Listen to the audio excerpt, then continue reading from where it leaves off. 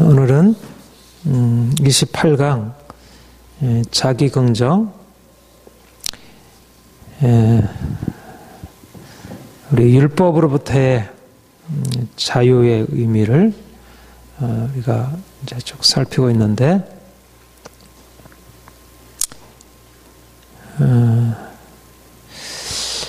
한번 우리 고린도 전서 7장을 한번 보십시다. 고린도 전서 7장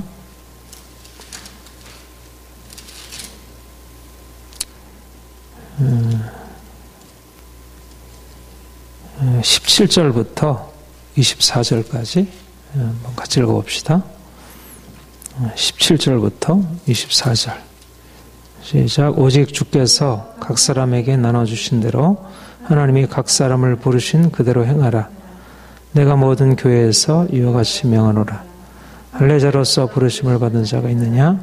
멀례자가 되지 말며, 멀례자로 부르심을 받은 자가 있느냐? 할례를 받지 말라. 할례를 받는 것도 아무것도 아니요 할례 받지 아니하는 것도 아무것도 아니로되 오직 하나님의 계명을 지킬 따름이니라. 각 사람은 부르심을 받은 그 부르심 그대로 지내라. 네가 종으로 있을 때 부르심을 받았느냐? 염려하지 말라. 그러나 내가 자유롭게 될 수 있거든 그것을 이용하라. 주 안에서 부르심을 받은 자는 종이라도 주께 속한 자유인이요 또 그와 같이 자연으로 부르심을 받은 자는 그리스도인의 종이니라. 너희는 값으로 사신 것이니 사람들의 종이 되지 말라. 너희는 각각 부르심을 받은 그대로 하나님과 함께 거하라. 아멘. 예. 저는 이제 갈라디아서의 이 그리스도인의 자유의 메시지가 이제 복음의 아주 핵심 중의 핵심이라 이렇게 생각이 들고요. 그리고 이 고린도 전서 7장 금방 읽은 이 본문에서 갈라디아서에서 말씀하고 있는 그리스도인의 자유라고 하는 것이 또 우리의 삶에 구체적으로 어떻게 적용되는지를 말씀해주는 아주 중요한, 우리가 지난주에 우리가 예수님을 믿음으로 말미암아 이제 예수님이 율법의 마침으로 오셨고 그리고 그리스도를 믿는 자들에게 이제 더 이상 율법이 구속적이지 않다는 것, 율법으로부터 자유함으로, 그러므로 우리의 육체, 그러니까 율법은 우리가 하나님 앞에 거룩함으로 나가기 위하여 율법을, 육체를 이렇게 제한하고 이제 억압하는 이제 그런 특성을 가지고 있었는데, 그리스도께서 오셔서 그 율법의 구속으로부터 벗어나게 하시면서 이제 예수를 믿고 거룩한 삶을 살아가면서 그러면서 육체를 긍정할 수 있는 이제 그런 아주 이거는 뭐 당시에도 그렇지만 지금까지도 사실 어떤 종교든지 뭔가 이렇게 도덕적이고 인간다운 삶을 살아가기 위해서 다 이제 금욕적인 실천을 다 하고 있는 것이에요. 그런데 정말 하나님을 사랑하고 또 하나님 주시는 그런 뜻에 온전하게 거하는 삶을 살아가면서 육체를 충분히 긍정한다는 것은 이거는 어떤 정말 예수님만이 행하신 일이고 이게 십자가의 복음이 가져온 아주 놀라운 하나의 큰 증거. 그러니까 우리가 그리스도인의 예수님을 정말 온전하게 믿는 믿음으로서 살아가는 삶을 무엇을 통해서 보여주냐면 율법으로부터 자유해서 육체를 긍정하는 이제 그렇게 거룩한 삶을 살아가면서도 육체를 충분히 긍정하는 이제 이것이 하나의 엄청난 이제 증거, 생명의 증거, 열매라 이렇게 볼 수 있고요. 그리고 오늘 본문에서 얘기하는 우리가 부르심 받은 그대로 지내라. 이제 이 말씀은 보통 이거를 이제 어떤 소명과 연결시어서 하는데 사실은 이 본문의 의미는 직접적으로 소명이라는 의미보다는 물론 이제 소명이라는 의미와 연결시켜서 설명을 할 수는 있어요.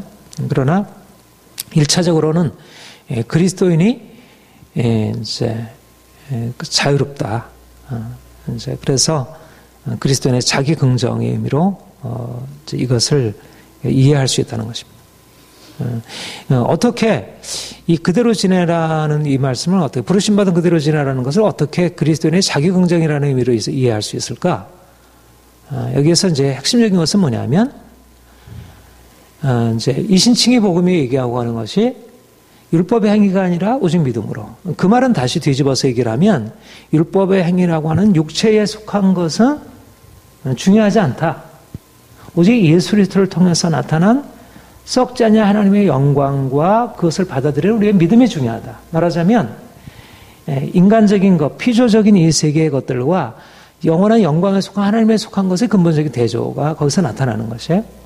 그러니까 율법의 행위가 중요하지 않다는 얘기는 아무튼 이 세상에 속한 것은 아무리 대단한 높은 것이라 할지라도 그것은 다 상대적이고 약하다는 것. 그리고 하나님 앞에서 모든 상대적으로 이제 그동안 차별의 질서들이 이렇게 무너져 버리게 되었다는 것. 이런 의미에서 이방인과 유대인을 나누는 할례자와 무할례자를 나누는 그런 이전의 질서가 무너지고 이제는 하나님만이 높으시고 하나님 앞에서는 이방인이든 유대인이든 할례자든 무할례자든 종이든 자유자든 간에 그것이 큰 차이가 없는, 그러니까 하나님이 없을 때는 말하자면 유대인은 그들은 거룩한 하나님의 사람들이고 이방인들은 더러운 이제 그런 사람들이고 또 왕은 자유인은 그들은 인간다운 삶을 살아갔고 종은 저 밑바닥에 살아갔고 어떤 그런, 근데 하나님이 오시면서 하나님 앞에서 마치 그것이 이제 도토리 키재기처럼 낮아지고 이것이 별로 중요한 것이라는 것을. 그러니까 그럼으로써 이제까지 이제 이전에 옛 질서 안에서는 이제 억압을 당하고 차별을 당하던 그런 사람들이 거기서 벗어나서 자유케 되는.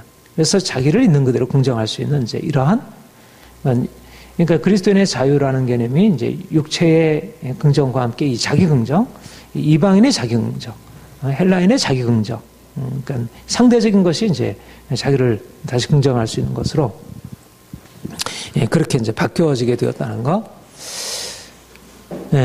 그러니까는 이 본문에서 얘기하고 있는 그리스도인들이 그리스도를 통해 얻게 되는 것은 하나님 앞에서 이 세상 질서가 상대적이라는 것입니다. 그러니까 절대적인 하나님의 빛이 비춰지게 되니까 유대인과 이방인을 나누는 이 질서가 상대적인 것으로 이게 바뀌어지게 되고 의미가 바뀌어지게 되고, 그러니까 유대인들이 이방인들을 이렇게 멸시하고 그러할 만한 특권을 가지고 있지 못하다는 거예요. 그러니까 바리새인들이 세리를 멸시할 만한 특권을 가지고 있지 못하는, 자유자가 종을 멸시할 만한 특권을 가지고 있지 못하다는 거예요. 하나님 앞에서 모두 다 육에 속해 있는 다 별 볼 일 없는 것들이라는 거예요. 하나님만이 높으시지 유대인이라고 하는 것이 이방인이라고 이제 그것이 특별히 뭐 하나님 앞에서 대단한 것이 아닌 것이. 이러면서 그동안에 상대적으로 소외되고 차별당하던 그런 이방인들이, 세리들이, 종이 상대적으로 존중을 받게 되고, 그동안에 높아져 있던 것은 낮아지고 낮아져 있는 것이 높아지게 되는. 그러니까 하나님이 오셔서 높아져 있는 것을 깨뜨리면서, 그러니까 이제 그 세례요한에 대해서 이렇게 이사야 40장에서 그런 얘기를 해서 이제 광야 외치는 사의 소리여, 모든 골짜기는 높아지고 산들은 낮아지고 그 험한 곳이 평지가 되리라. 이제 이렇게 이제 말씀하는데, 높은 곳은 낮아지고, 그러니까 이방인들은 높아지고 유대인들은 낮아지고, 이방인들은 존중이 되고 그동안 무시당하던 약자들은 존중이 되고 강자들은 오히려 이제 거기서 그동안에 누리고 있던 특권에서 낮아지고, 이제 이것이 바로 그리스도께서 오셔서 이루는, 그러니까 그동안에 눌려있던 자들이 상대적으로 자기의 가치를 존중할 수 있는 것으로 그런 새로운 질서가 오게 되는 것입니다. 그러니까 이거는 그리스도가 오셔서 이제 하나님의 영원한 영광을 비추면서 이제 세상 모든 질서가 육에 속한 것이 상대적이라는 것을 알려주면서 일어나는 큰 변화. 하나님 앞에서 그동안 그렇게도 중요하게 여겨졌던 것들이 작게 보이면서 인생의 큰 자유가 부어지게 되었다는 것입니다. 이게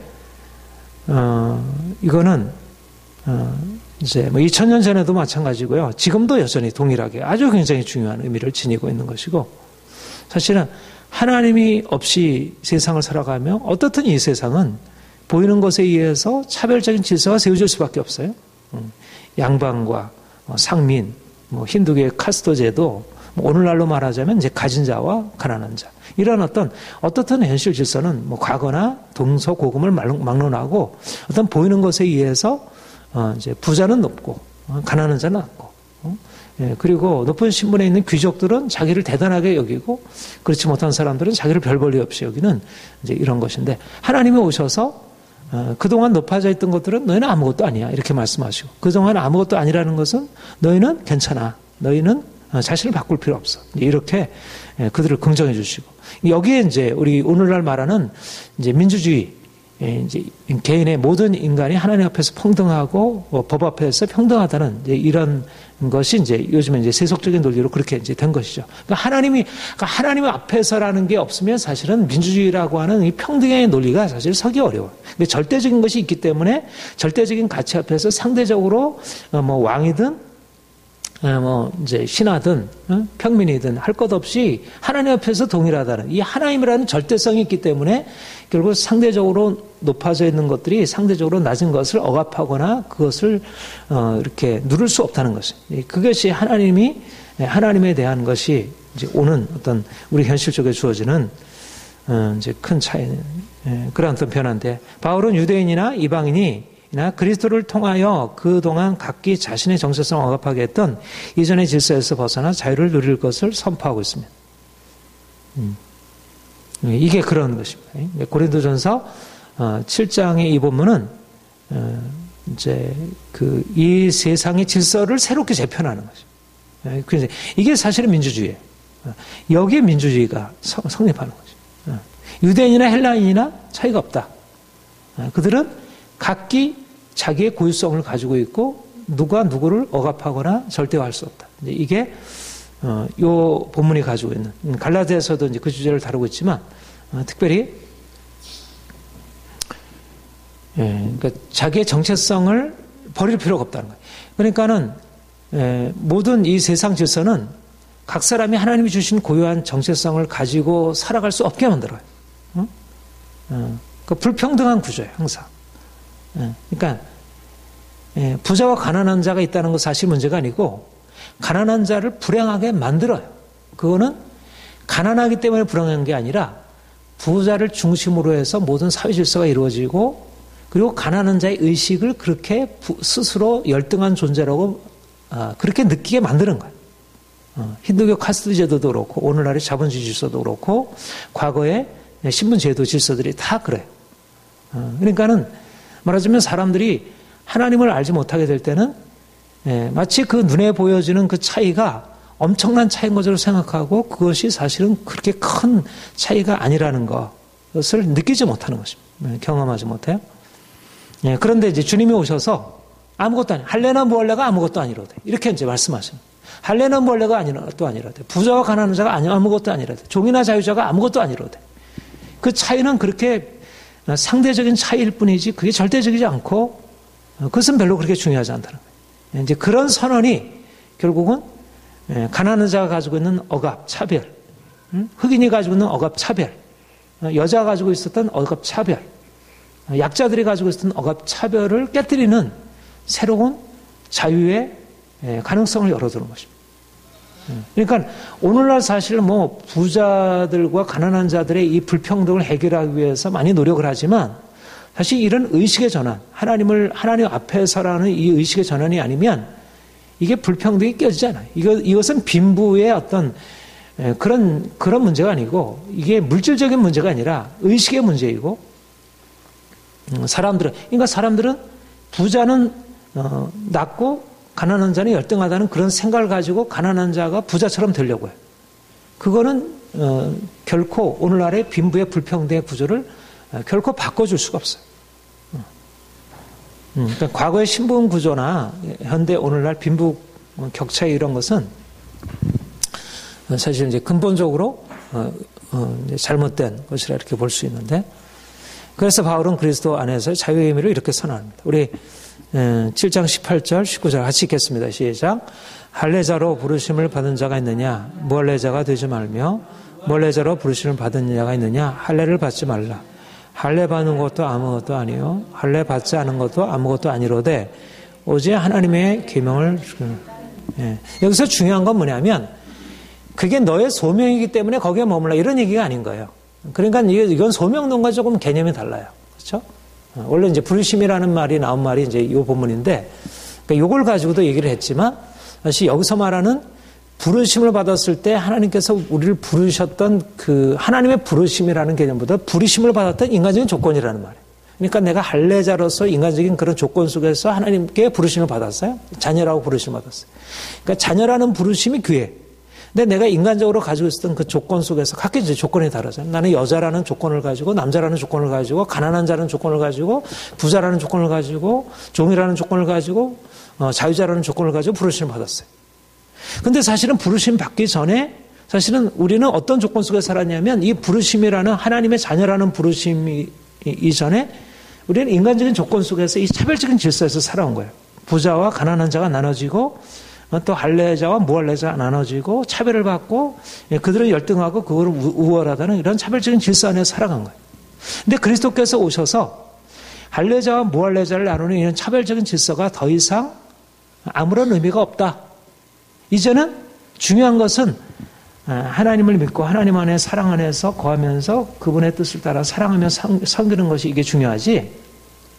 내가 가난한 자이든 부자이든 종이든 자유자이든 남자든 여자이든 할례인을 받든 할례를 받지 않았든 이거는 중요하지 않다.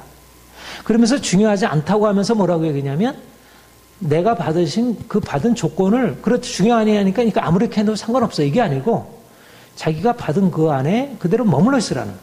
그러니까 중요하지 않지만 또 한편으로 여기 이제 굉장히 중요한 그 의미가 있는데 중요하지 않지만 그렇다고 해서 이것이 그렇게 쉽게 바뀌어질 수도 없는 것이고 또 바뀌어져서 안 된다는 거예요.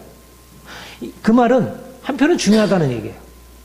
내가 할례자로 있다는 것은 내가 무할례자로 내가 바꾸려고 한다고 해서 쉽게 바뀔 수도 있는 것도 아니고 그것을 바꾸려고 굳이 해야 할 필요도 없고 근데 사람들이 결국은 이전의 질서 속에서는 할례자와 무할례자를 이렇게 구분하는 질서 속에서 할례자는 무할례자 앞에서 스스로 자기를 대단하다, 우월하다 여기고 무할례자는 할례자 앞에서 자기를 열등하다 느끼면서 자기 자신이 스스로 이렇게 자기를 내세울 수 없게 그렇게 되어 있었던 것이죠. 그러니까 할례자가 되어야 무할례자가 정상적으로 취급을 받고 인정을 받을 수 있는. 오늘날로 말하자면 오늘날의 이 자본주의 질서 속에서는 어때요? 가난한 자가 제대로 인간 취급 받으려면 부자가 되어야 돼요. 그래야지 인간 취급을 받을 수 있어요. 모든 면에 있어서. 그러니까 가난한 자는 내 스스로 생각할 때 나는 뭔가 부족해. 그러니까 자기 그대로 있을지 못하는 거예요. 자기 스스로를 그야말로 자존감이라 할 수 있는 자기 긍정, 자기가 약한 거지. 그러니까 뭔가 나보다 나은 사람 앞에서 스스로를 바꿔야 한다고 생각하고 스스로를 가리우려고 하고. 그런데 이제 주님이 오셔서 우리에게 주님이 얼마나 놀라운 분인지 그분 안에서 새로운 하나님의 진정한 실제가 무엇인지를 계시하시면서 우리가 이전에 가지고 있었던 조건들은 어떻게 보면 중요하지 않은데 그게 자신이 가지고 있는 고유한 의미로 존중되게 되었다는 것이죠. 그걸 바꾸지 않고서도 그걸 대단하게 여기던 사람은 그거를 낮춰야 하고 또 그걸 스스로 아무것도 아니라고 생각하고 다른 사람처럼 되려고 했던 사람들은 자기 자신을 그대로 있음으로써 그 안에서 하나님 그러니까 편해진 거예요.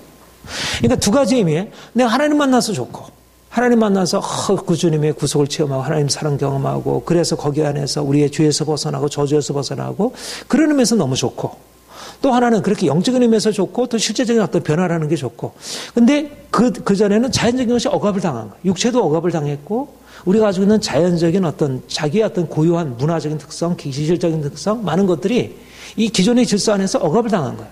열등한 것으로 억압을 당한 거예요. 그런데 주님이 오셔서 그럴 필요 없어. 네 자신이 돼. 그러니까 요즘 얘기로 말하자면 네 자신이 돼. 너는 너 자신의 고유한 가능성을 붙들고 살아. 그러니까 말하자면 이 자기가 되라, 자아가 되라, 자기 자아의 어떤 좋아하는 것 이런 것들을 그렇게 바꾸려고 할 필요 없이 그것에 충실하게 네 자신이 되라고 하는 것을 사실 2000년 전에 얘기한 거예요. 2000년 전에. 네? 2000년 전에. 물론 이제 불교에도 이런 비슷한 진리가 있죠. 불교에도 비슷한 진리가 있지만 그러나 거기는 아무튼 이 금욕주의적인 이제 그런 것이 굉장히 많다면 이제 이 그리스도 안에서 오늘날 현대인들이 그렇게 추구하는 다른 사람이 되지 않고 내 스스로 자기 자아에 충실할 수 있던 가능성이 이게 2000년 전에 계신. 그러니까 복음은 너무너무 현대적인 거예요. 2000년 전에 적용되었던 복음이 오늘날에도 적용될 수 있고 사실 오늘날 무엇보다도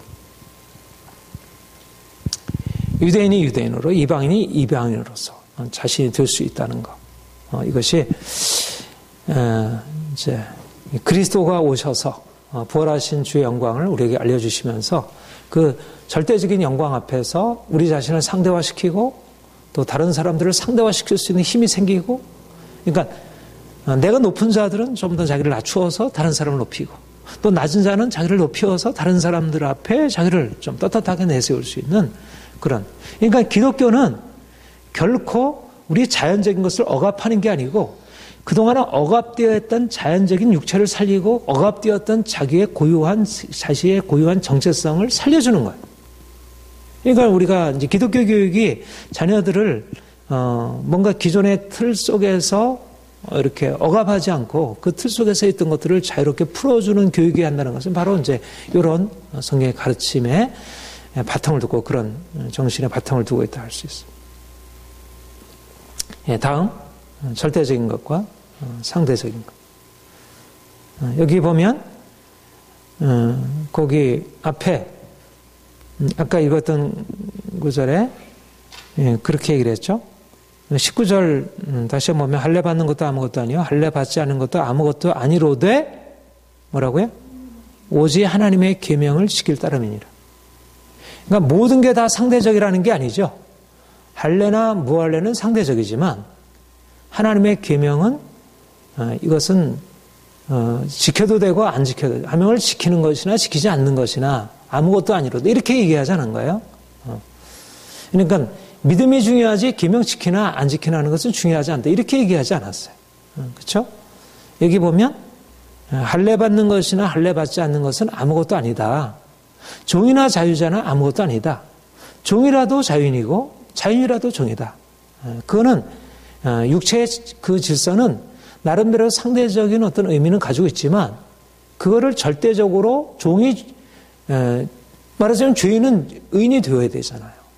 내가 거짓말하는 사람은 정직하게 되어야 돼. 이거는 뭐 가난한 사람이든 부자든지 상관없이 모든 사람들이 다 지켜야 할 규범이에요. 내가 미움을 버리고 사람을 사랑하는 거는 이거는 가난하든 부하든 왕이든 이제 평민이든 간에 다 지켜야 할 거야. 그런데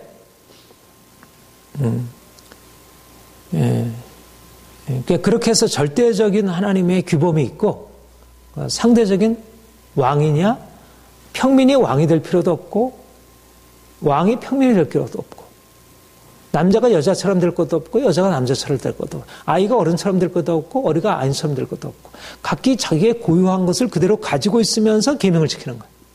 그러니까 공통적으로 추구해야 할 것은 뭐냐면 하나님의 계명을 지키는 것은 공통적으로 추구해야 할 거예요. 이거는 뭐 기질에 상관없이 내가 다혈질이어도 분노하지 말아야 되고 이것은 같이 물론 다혈질인 사람은 분노하기 더 쉽지만 그러나 하나님의 계명은 지켜야 해요. 내가 내성적이어도 또 하나님의 뜻에 따라서 또 사람들을 사랑하고 섬겨야 되고 그러니까 하나님의 계명을 지키는 것은 모두에게 보편적인 규범으로 모두에게 의무적으로 주어졌어요. 그러나 다혈질인 사람이 점액질이 될 것 없고 사교적인 사람이 신중한 사람처럼 되어질 것은 아니고 물론 각기 약점을 따라서 이제 보완해야 하긴 하지만 이런 면에서 상대적인 차이와 절대적인 차이가 존재한다는 거죠. 그러니까 결국은 뭐냐면 우리 그리스도인이 된다는 것이 정말 이제 좋은 것은 뭐냐면 사람들이 상대적인 것을 상대적으로 인식하지 못하고 너무 절대화시키고 있고 또 절대적인 것을 절대적인 것을 인식하지 못하고 상대적으로 그러니까 변치 말아야 할 것들을 변화시키고 있고 또 변화도 되는 것을 변화시키지 않는 어떤 영원한 것처럼 이렇게 붙들고 있고, 이것이 결국은 우리의 삶을 고통스럽게 하고 불행하게 하는데, 결국 주님께서 우리에게 오셔서 하신 일은 결국 절대적인 것과 상대적인 것을 구별하면서 할래나 무할래는 아무것도 아니다. 그러나 하나님의 계명은 지켜라. 하나님의 계명은 지켜야 하지만 그러나 할래와 무할래는 아무것도 아니다. 이렇게 해서 우리로 하여금 이제 이런 구별을 주시는 것이죠. 계명을 지키는 것은 해도 되고 안 되는 것도 아닙니다. 이것은 유대인이나 헬라인이나 이방인이나 자기를 부인하고 반드시 따라야 할 지침이에요. 그러나 유대인이 안식일을 지키는 것과 이방인이 안식일을 지키지 않는 것은 각기 부르심을 받은 그대로 행할 선택사항입니다. 그러니까 유대인들은 안식을 지켜야 하지. 유대인의 어떤 그 특성 안에서. 그리고 이방인들은 굳이 안식일을 지켜야 할 필요가 없는 것이고.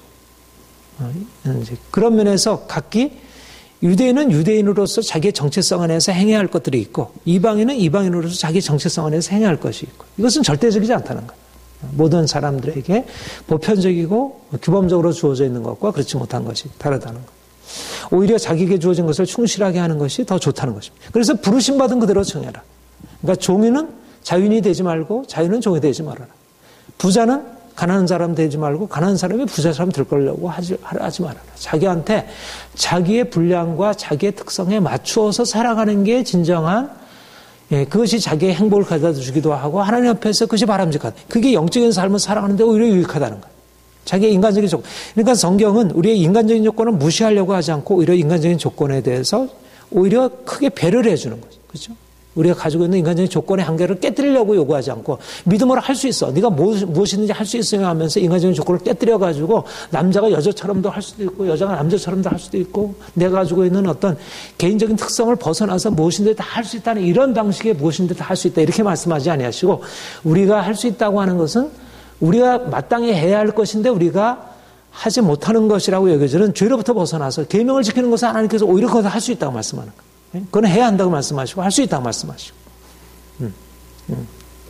그러나 오히려 이제 인간적인 어떤 상대적인 것들에 대해서는 각기 자기의 한계 안에 머물러 있으면서 오히려 그러니까 내가 가지고 있는 특성을 벗어나서 모든 것을 다 하려고 할 필요는 없는 거예요. 그러니까 슈퍼우먼이 될 것 아니고 우리가 모든 것에 다 할 것이 아니라는 것이죠. 그러니까 얼마나 자유로워. 그러니까 이런 면에서. 우리가 자신을 내놓고 주의 말씀을 따라야 할 것이고 또 그리스도께서 주시는 자유 안에서 자유를 주장할 것이 있습니다. 이 두 가지. 그러니까 우리가 마땅히 우리 자신의 자유를 내놓는 계명을 지키는 것은 내가 자유롭다고 내가 스스로 내가 하고 싶다고 해서 이거는 내가 싫어. 이건 내가 좋아. 이런 방식으로 내 선택이 아니고 이것은 마땅히 해야 되는 거예요. 이거는 내가 하기 싫어도 거기에 맞춰가야 돼. 그게 계명이에요. 하나님 뜻에 따라. 그런데 내가 가지고 있는 인간적인 특성, 그런 차이들에 대해서는 오히려 그냥 거기에 머물러 있으면 된다는 거죠. 그거를 바꾸려고 하지 않고. 이 세상은 자유를 위해서 말씀을 희생하기도 하고 또 말씀을 위해서 자유를 희생하기도 합니다. 보수주의는 절대적인 것을 붙들다가 상대적인 것도 절대화하고 자유주의자들은 자유주의를 주장하면서 절대적인 것도 상대화합니다. 이게 오늘날 문제예요. 그렇죠? 보수주의자들은 상대적인 것까지도 절대화하면서 우리의 삶을 묶어버려요. 자유가 없어. 각 사람이 자기의 고유한 것을 가지고 실현해야 되는데 자기를 다른 사람처럼 또 기존의 어떤 틀 속에서 매개하고 또 오늘날 사실 우리 아이들이 뭐 학교 공부하면서 이제 당하는 게 그런 거잖아요. 사실 학교에서 내가 공부를 잘하고 못하고는 개인적인 특성의 차이잖아요. 그렇죠? 그거는 반드시 잘해야 되는 게 반드시 이것을 1등해야 되고 그런 것이 아니잖아요. 그 부분에 있어서 각 개인의 차이와 특성이 있어서 그것을 존중하고 내가 공부 못하는 아이가 공부 잘하는 아이처럼 될 필요가 없고 공부 잘하는 아이가 공부 못하는 처럼 그건 자기에 맞춰서 그 분량에 합당하게 이제 자기의 목소리를 내고 자기의 최대한의 역량을 발휘할 수 있도록 그렇게 해야지. 그 자기에게 주어진 그런 의미에서 이제 소명이지. 그런 의미에서 이제 소명이라고 말할 수가 있는. 그 점에서 자기에게 고유한 어떤 각 사람에게 주어진 게 다 다른 것이지. 그러니까 하나님께서 우리신 어떤 그 부르심의 절대적인 소명, 내가 그리스도인으로서 하나님의 자녀로서 내가 보편적으로 실현해야 할 소명이 있고, 하나님 사랑하고 사람들을 사랑하고 내가 말씀에 따라 깨끗하게 정직하게 행하고 하는 것은, 이것은 모든 그리스도인들에게 부여진 공통된 소명이지.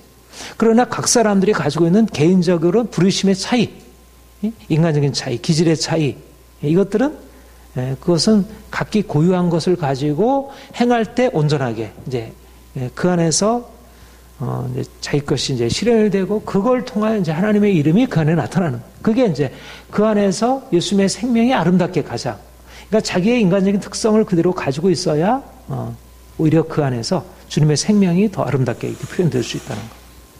그래서 복음은 절대주의도 아니고 상대주의도 아닙니다. 이 양자 사이에 중도를 갑니다.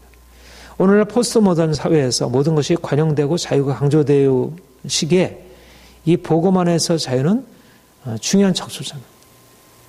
사실은 아까도 얘기했지만 요즘에 이런 자유를 강조하잖아요. 그러니까 각기 개인의 다른 사람처럼 되지 말아라. 내 자신이 되어라. 내가 혜민 스님의 책을 읽으면서 이런 불교 메시지 안에도 이게 있는 거예요. 불교도 이제 이런 방식으로 이제 얘기를 하고. 어떻게 보면 내가 이제 그 책을 읽으면서 느꼈던 건 뭐냐면, 불교야말로 요 메시지를 잘 적용하고 있구나.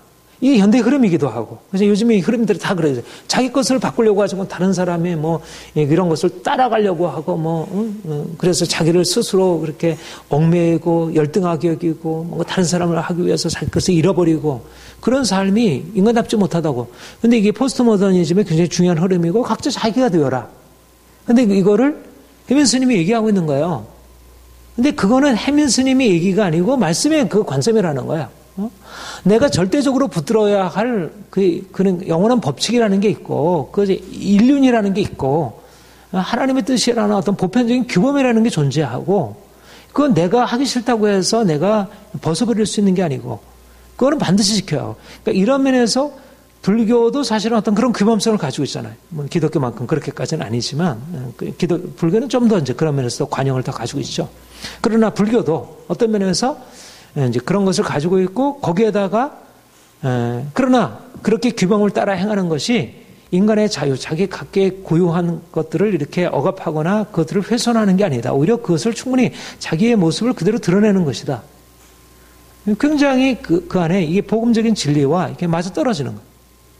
그러니까 오히려 기독교가 오히려 이제 오늘날 이 시대의 흐름에 따라서 너무 성공지향적으로 나아가면서 각 사람들을 그 틀에 얽매이고, 제가 그렇지 못한 것, 그렇게 못하고 여기면 자기 스스로 열등하게 하고 아이들을 자꾸 이렇게 닥달하고 이러면서 사람들의 행복을 빼앗아가는 거예요. 각 사람들이 하나님 주신 어떤 고유한 것들을 드러낼 때 진정으로 행복할 수 있는데.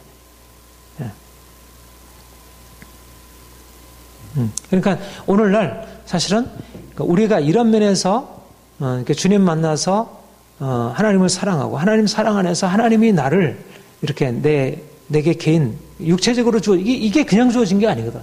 내가 가지고 있는 어떤 성격, 내가 가지고 있는 어떤 기질, 내가 가지고 있는 어떤 피부색, 나의 얼굴 생김새, 이 모든 것들이 이게 그냥 주어진 게 아닙니다. 그 안에 목적이 있고 하나님 뜻이 있고 다 그 안에 어떤 하나님의 배려가 있는 거예요. 그러면 그것을 존중하고 그것을 이렇게 잘 아름답게 꽃피도록 하는 거, 이게 책임, 이게 그야말로 소명인 거예요. 그걸 부정해서 뭔가 다른 사람처럼 그렇게 만들어지려고 뭐 성형을 하고 뭘 이렇게 하고 저렇게 하고 하면서 스스로 자기를 부정하고 많은 다른 사람의 어떤 그 보편적인 일반적인 어떤 기준 속에서 자기가 그렇지 못한 것에 대해서 스스로 열등하게 생각, 이거 행복하지 못한 거예요. 그런 사고 자체가 행복하지 못한 거지. 내가 가지고 있는 내가 가지고 있는 현재 누리고 있는 어떤 재산이나 내가 가지고 있는 달란트나 내가 가지고 있는 모든 것에 대해서 스스로 감사하고 그 안에서 하나님의 그 안에서 그러니까 부자는 부자들에도 하나님 주신 용량이 있고 그 안에서 하나님께서 주신 것을 하면서 기쁨을 누리는 거고, 가난한 사람은 가난한 사람으로서 자기가 그 안에서 하나님 주신 것 안에서 이렇게 하면서 기쁨을 누리는 거고. 근데 행복을 누리지 못하는 이유는 그것 때문에 행복이 없는 게 아니라 내가 말씀을 어긋나서 행하기 때문에 행복이 없는 거지. 인간적인 어떤 그 조건의 약함 때문에 행복이, 그러니까 두 가지로 사람들이 오해를 하고 있는 거예요. 자기가 이 조건 때문에 약함이라고 생각하면 그 조건을 바꾸려고 하면서 불행해지고, 또 정작 내가 말씀에 따라서 나를 쳐서 복종시켜가 따라야 할 규범은 또 잃어버리고, 그걸 쫓아가니까. 세상 성공이라는 걸 쫓아가면서 자꾸 규범을 어기고 하나님 뜻을 벗어버리니까 두 가지 방식으로 행복을 잃어버리는 거예요. 그러니까 행복의 조건은 뭐냐면 절대적인 규범을 따라가는 게 행복의 조건이고, 그리고 자기를 부인하지 않는 것, 자기를 긍정할 수 있는 것, 자기의 하나님 고유한 것들을 그대로 살려야 하는 것. 이게 중요한, 이게 교육의 방향성이에요. 그리고 인간의 진정한 성공의 방향성이에요. 근데 오늘날 이제 이 시대는 이제 자유를 강조하는데 한편으로는 두 가지가 다 있죠. 오늘날 이제 이렇게 뭐 과학기술 문명이 세워지면서 사람들이 이렇게 세워진 그 질서 속에서 그 규범을 따라가기 위해서 자기 것들을 너무 많이 잃어버리고 있고 획일화되고 있고 이 교육을 통해서 나타나는 이런 방식으로 각기의 개성을 잃어버리는 쪽으로 문제가 있고 이것이 이제 하나 그러니까 그대로 지내라를 제대로 못하는 거죠. 그렇죠? 그런데 이제 우리가 주님 안에서 그대로 지내라. 자기 개인의 각 사람들을 이제 존중하고 인정하고 하는 이제 그대로 지내라. 이제 이거를 이제 할 수 있고 또 한편으로는 오늘날 이 시대가 이제 그대로 지내라. 자유롭게 해라. 자기의 고유한 것들을 잃어버리지 말아라. 이러면서 규범을 잃어버리는 거야. 아무것도 아니로되 그러나 하나님의 계명을 지킬 따름이니라. 이거는 부인할 수 없는 거예요. 이거는 절대적인 거예요. 하나님은 영원하신 분이고 그분이 말씀하신 건 영원한 거예요. 내가 거짓말하지 말아야 하고 내가 다른 사람 미워하지 말아야 하고 그렇게 내가 어떤 부정한 삶을 살아서는 안 되고 그러니까 분명한 것은 이 기준을 깨뜨리면 이거는 불행해지는 거예요. 그거는 기준이 없는 게 그건 그대로 지내라는 게 아니고 나는 원래 기질적으로 이런 특성을 가지고 있어. 나는 뭐 분노가 좀 많아. 나는 그 사람들을 그렇게 좀 그런 식으로 그러면서 자기 자신의 정말 이렇게 죄악에 그게 뭐 조상으로부터 내려왔던 뭐 삶에서 형성되었던 뭐 동성애 같은 것도 마찬가지로 이거는 분명히 어떻게 보면 그 자신이 벗어버리기 어려운 것은 그러나 그것은 그대로 지내는 차원이 아닌 것이죠. 그대로 지내야 할 것이 있고 바꿔야 할 것이 있고 죄악에 속한 것 하나님께서 우리가 저주에 속한 것 이런 것들을 깨뜨려야지. 가난도 저주에 속한 것은 깨뜨려야지. 우리의 종도 저주에 속한 것을 깨뜨려야지. 그러나 이제 그대로 지내야 할 요소들이 있고 이 점에서 우리가 오늘날 이 포스트 모던 사회에서 한편으로 이 시대의 흐름들을 이렇게 이제 함께 갈 수 있는 것이 이제 이 복음 안에 있는 것입니다. 그러니까 이 복음은 그야말로 동서고금을 막론하고 정말 보편적인 진리예요. 이 아주 중요한 원리를 우리가 이제 터득하게 되면 이 시대 가운데서 한편으로 이 시대의 흐름과 함께 공감할 수 있고, 그러니까 한편 이 포스트 모더니즘이 가지고 있는 관용의 원리에 또 이제 그 자유의 원리들을 충분히 존중하고 함께 나갈 수가 있고, 그리고 또 한편으로는 그것으로 인해서 무너져버리는 규범, 이 자유주의, 이 상대주의의 이 무너져버린 이 규범들을 세워가고, 이것들은 우리의 토대다. 이것이 무너지게 되면 인간의 행복의 토대 자체가 무너져버린다. 이 정의 바탕 위에서 자유가 형성돼야지, 자유라고 하는 것이 절대적인 원리가 되고 모든 정의를 무너뜨리게 돼버리면, 정의나 사랑을 무너뜨리게 되면, 이거는 이제 정말 위험한 것입니다. 이제 이런 면에서 우리 그리스도인들이 이제 그리스도 안에서 자유를 누리고 그러면서 거룩함을 추구하고 또 사랑을 추구하고 이제 이 점에서 요거 마치고 그죠? 그래. 그다음에 이제 다음 자기 긍정의 삶에 대해서 이런 의미에서 그리스도는 자유인입니다. 그리스도 알고 나서 세상적인 질서에서 벗어나고 이제는 자기에게 주어진 자연적인 조건을 자기의 정체성을 부정함 없이 그리스도를 부르신 그대로 섬기게 될 수 있다. 자기의 정체성. 이게 굉장히 중요한 거죠. 그러니까 우리가 오늘 아침에도 여러분들에게 행복에 대해서 얘기를 했는데 예수님 믿으면 행복하다. 근데 행복이라는 게 사실은 우리가 말씀에 따라 행하고 이제 하나님의 질서 안에서 있을 때 행복한 거예요. 근데 우리가 그것을 떠나 있기 때문에 불행하게 되었어요. 그 점에서도 우리가 말씀에 따라 살 수 있다는 면에서 큰 행복의 새로운 조건이 주어졌고, 그리고 사실은 그것과 함께 우리 특별히 이제 개혁파에 있어서는 이 부분이 잘 안 드러나 있는데, 사실 우리는 말씀 지키는 것에 대한 강조하는데 사실은 자유롭게 되는 것에 대해서 강조가 약해요. 내 스스로 고유한 자기가 되는 것에 대해서. 그런데 이거는 너무너무 중요한 행복의 조건이죠. 그러니까 자기 자신의 정체성을 부정하지 않는 거.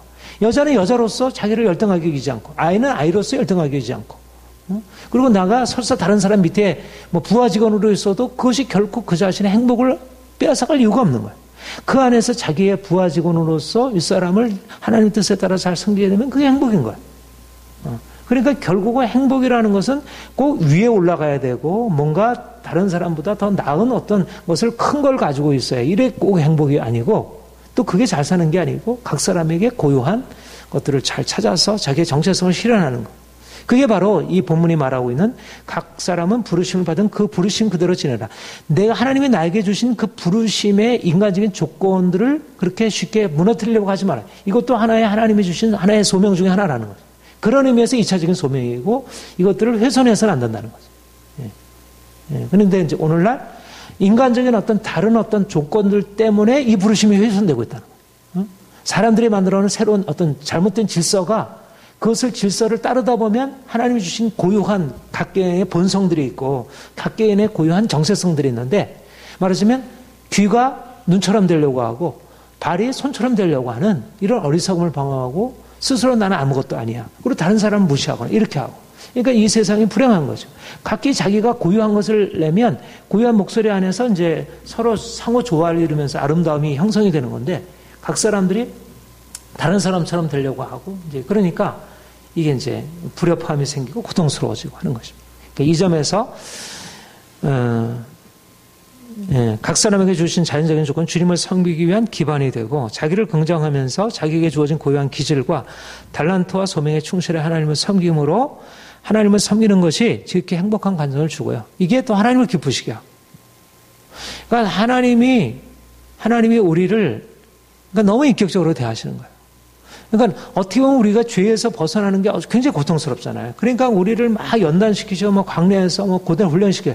그런데 우리를 그렇게 근데 잘못 생각하면 그게 마치 금욕주의적으로 인간의 어떤 행복이나 기쁨은 중요하지 않구나. 이게 우리가 말씀을 따라서 순종하는 게 중요하지. 인간의 행복의 기쁨이 중요하지 않아. 이렇게 생각하기 쉬운데 그렇지 않다. 그러니까 그곳에 광야에서 훈련시키려고 하는 것은 우리의 욕심을 다루고 어떤 세상에 대한 잘못된 우리의 기존의 어떤 잘못된 이제 그런 욕심이나 잘못된 추구, 잘못된 억압으로부터 깨뜨려서 우리를 자유케 하시려고 하는 그 목적이지. 그걸 통해서 오히려 우리의 자유, 육체에 대한 긍정, 하나님 주신 어떤 선한 본성을 오히려 되살리는 목적을 가지고 있다는 거죠. 그러니까 주님이 우리를 깨뜨리시려고 하는 것과 우리를 살리시려고 하는 것, 그러니까 육체, 자, 다 하나님이 주시는 건강한 거라는 거. 그러니까 우리 그리스도인은 육체를 부정해야 한다. 잘못된 금욕주의. 우리는 자유를 부정해야 한다. 잘못된 자기 부정. 이런 것들이 오히려 그리스도 안에서 우리가 살아야 할 생명의 의미를 오히려 왜곡하고 있다는 거죠. 그러니까 자기 부정이라는 의미가 자아를 그냥 부정하게 함으로써 오히려 건강하게 하나님을 섬길 수 있는 어떤 주체성을 잃어버리게 만들고 사람들과 자기가 이렇게 건강하지 못하면 자기 자신을 사랑하지 못하는데 어떻게 다른 사람을 사랑할 수 있겠어요? 내가 유대인이어야 헬라인을 사랑할 수 있는 거예요. 헬라인이어야 유대인을 사랑할 수 있고 남자가 남자여야 여자를 사랑할 수 있고 여자가 여자여야 남자를 사랑할 수 있고 어른이 어른이어야 아이를 아이로서. 그러니까 자기가 자기로서 있을 때 비로소 이제 하나님이 주신 그 고유한 가능성이 그 안에 충분히 실현이 되는 거죠. 그러니까 오늘날 이런 면에서 그러니까 기독교는 그런 의미에서 자연적인 본성을 거스르지 않는다. 하나님이 주신 자연적인 본성을 그러니까 폴 트리니에가 이제 그렇게 얘기를 했어요. 그래서 결정론적인 본성이라 그렇게 얘기를 했어요. 하나님이 주신 기질 그리고 성령에 의한 새로운 본성. 그러니까 성령에 의한 어떤 새로운 본성을 통한 새로운 어떤 이 변화로 나가는 우리가 끊임없이 추구해야 할 변화들이죠. 우리가 가지고 하나님이 주신 것들인데 아직 나타나지 못했던 죄로부터 벗어나서 정말 계명을 따라서 하나님이 주신 추구하러 나가는 것. 이것들은 평생 추구하면서 힘들어야 할 것들이에요. 그런데 또 그것과 함께 우리가 이라는 것은 우리 자신의 고유한 것들은 이거는 깨뜨릴 게 아니고 이것은 살려냄으로써 오히려 그 빛을 발하는. 그러니까 우리가 그리스도인이 된다는 것이 자연적인 본성을 어떤 면에서 거스르는 것이고 어떤 면에서 그 자연적인 본성을 되살리는 것입니다. 육체도 긍정하는 것이고 우리의 자기 사랑, 자기에 대한 긍정도 그대로 살려내는 것이죠. 그러니까 결국 이제 이 이신칭의 교리, 율법부터 자유, 갈라디아서의 핵심적인 이 교리가 사실은 우리 기독교 신앙의 의미를 굉장히 현실적인 것으로 만들어준 것입니다. 그리고 현대적인 것으로 만들어주고. 저는 오늘날 우리 그리스도인들이 이 갈라디아서의 주제, 그리스도인으로부터 율법으로부터 자유의 이 주제를 잘 이해하고 이 고린도서 이제 7장의 이 말씀을 잘 이해하면 우리 하나님을 섬기는 데 있어서 너무 이제 하나님과의 관계에서 너무 좋고 또 사람과의 관계에서도 너무 분명하고. 근데 아까 얘기했듯이 오늘날 사실 이 시대에 많은 사람들이 고통스럽게 되는 가장 중요한 이유가 이 양자를 혼동하고 있기 때문에 자기를 부정해야 할 상황에서 자기 부정을 하지 않고 자기를 고집하고 있고 자기를 가지고 막 내세우면서 다른 사람을 억압하고 이제 그러고 있고 또 이제 자기를 이제 자기를 긍정해야 할 상황에서 자기를 오히려 억압하면서 나가고 이것이 이제 오늘 이제 문제인데 이제 이런 부분에 해답을 주고 그리스도의 교회는 획일적이지 않고 다양성이 보여요. 그러니까 이런 의미에서 다양성이 있는 것입니다. 종과 자유자, 이제 여자와 남자 모든 사람들이 각기 자기의 고유한 가능성들을 가지고 자기의 소명에 충실하게 행하면서 그러면서 하나님을 기쁘시게 하고 그것이 결국 다른 사람의 기쁨을 주고 이제 그래서 그리스도 유대인이나 헬라인이나 종이나 자유인이나 남자나 여자나 차별이 없이 하나이고 모든 사람들이 자신의 것을 꽃피움으로 행복하게 되고 다른 사람을 행복하게 하는 이게 그리스도께서 우리에게 오셔서 우리를 행복하게 하신다는 것이 그러니까 이런 면에서 우리 하나님이 각 사람들을 행복하게 하고 공동체를 아름답게 만들어 주신다는 것. 부자 그리스도인도 있고 가난한 그리스도인도 있습니다. 가난한 이도 부자처럼 될 필요도 없고 자신을 긍정하면 되고 부자도 가난한 자가 될 필요가 없고 자기를 긍정하면 됩니다. 중요한 것은 주님을 믿고 그분에게 순종하며 살아가는 것입니다. 그러니까 각기 자기의 개인적인 특성을 잘 깨닫고 그러니까 우리 어린아이들에게 교육에서 중요한 것은 자기가 누구인지 자기의 정체성이 자기의 고유한 개인적인 정체성 정말 자기가 좋아하는 거 자기가 잘 할 수 있는 것이 무엇인지를 잘 드러내어서 거기에 충실하게 그것을 잘 개발하게 하게 되면 그러면 그것은 하나님 뜻을 이루는 것이고 본인도 그 안에서 행복을 누릴 수 있고 그런데 대부분의 사람들이 불행한 이유는 다른 사람과의 비교의식 속에서 자기 스스로를 열등하게 여기고 또 자기를 스스로 우월하게 여기고 이러면서 그러니까 관계가 아름답지 못하고 힘들고 그리스도는 자기에게 주어진 것을 감사하고 다른 이들과 비교하지 않습니다. 그리고 나와 다른 사람들을 존중합니다. 이것이 오늘날 자유를 상실하고 다른 사람처럼 대화하는 이들에게 놀라운 복음이랄 것입니다. 그러니까 오늘날 이제 이 시대를 향해서 아이든 어른이든 간에 본래적인 자기를 되찾아서 이제 하나님을 기뻐하고 또 자기 자신을 기뻐하고 감사하고 나를 이렇게 만들어준 것이 하나님 너무 감사하고 그리고 내가 내 자신이 되어가는 것에서 기쁨을 느끼고 이게 또 다른 사람에게도 기쁨이 되고 여러분들 이런 자기 긍정이 좀 더 우리에게 저는 이제 이것이 이제 이렇게 충분히 일어나면 우리 안에 점점 더 이렇게 행복함, 인생에 대해서 정말 이렇게 행복한 감정들이 안에서부터 더 이렇게 깊이 일어나게 되고 또 정말 다른 사람을 사랑할 수 있는 길이 열리는 것 같아요. 그 자기를 긍정하게 되니까 자기 인생이 너무 좋으니까 다른 사람도 이제 그런 모습이 보이는 거예요. 다른 사람이 다른 사람으로 이렇게 서 있는 게 좋아 보이는 거예요. 근데 내가 되지 않으면 다른 사람이 자기 서 있는 것도 잘 안 보이고 또 오히려 서 있는 게 좀 이상하게 보이고 뭔가 내가 추구하고 있는 어떤 다른 어떤 제3의 이미지 안에서 자꾸 그 틀에다 자꾸 그야말로 우리가 조각한다 그러잖아요. 조각. 다른 사람을 자꾸 조각하려고 하는 거예요. 내가 나로 서 있지 못하면 다른 사람을 조각하려고 남편을 조각하려고 하고 아내를 조각하려고 하고 아이들을 조각하려고 하고 그러니까 자기 스스로 그 조각한다는 의미가 자기가 원래적인 자기를 표현하면 좋은데 말하자면 마치 뭔가를 그냥 억지로 뭔가를 만들어버리고 그래야 되는 스스로 거기에다 그야말로 매어 살아가는 것이고 그러니까 자기도 그 안에서 이게 자유롭다고 생각하고 다른 사람도 그렇게 자꾸 매요. 그러니까 결국은 우리 아이들에 대해서도 자유롭게 하지 못하는 이유가 내 자신이 자유롭게 자기 긍정이 약하기 때문에 아이들도 그렇게 이제 매어야 한다고 그게 행복이라고 생각하고 근데 이 두 가지를 구분해 분명히 가르쳐야 훈육해야 할 것은 훈육이라고 하는 것은 하나님이 주신 그 규범 하나님의 계명을 지키는 것에 있어서 어떻게든지 그분은 가르쳐야 하고 그렇게 이끌어가야죠. 그것도 사랑으로 해야 되지만 그러나 이제 목표가 각자의 고유한 것들은 존중하면서 그것을 잘 드러내서 그건 옆에서 도와주고 또 내가 잘 모르잖아요. 그것은 본인이 알고 있는 거 어떻게 보면 본인이 더 잘 알아. 본인이 알고 있는 것들을 옆에서 지켜보면서 야, 네 안에 그런 게 있구나. 너무 귀하다. 이렇게 오히려 내가 놀라워하고 하나님이 행하신 일이니까. 그렇잖아요. 그렇게 되면 나도 기쁘고 아이도 기쁘고 내가 가르치는 아이들도 자기 것들을 실현하면서 그것을 도와주는 또 부모 선생으로부터 정말 너무 귀한 것을 받았다 이제 감사하게 되고